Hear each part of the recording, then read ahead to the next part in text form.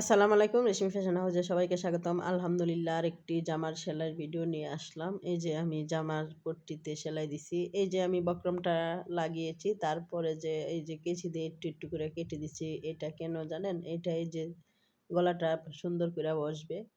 গলার শেপটা সুন্দর আসবে যদি এভাবে কেটে দেন। এখন আমি কাজ জোড়া দিব। কাজ বুড়ির কাজ যখন জোড়া দিবেন তখনও এখানে একটা পয়েন্ট আছে। এই যে এই কাজ জোড়া দেওয়ানোর সময় আপনার যে হাতার সাইডের কাপড় একটু বেশি রাখবেন আর গলার সাইডে একটু কম রাখবেন, রাউন্ড করে সেলাবেন। এই যে দেখুন দোনোটা সিলি এক সমান রাখতে হবে, না হলে কিন্তু গলা তেরা বেঁকা হবে, হ্যাঁ? যারা নতুন আছেন তারা এই জিনিসটাও খেয়াল রাখবেন যে দোনোটা সিলি আমাদের এক সমান রাখতে হবে।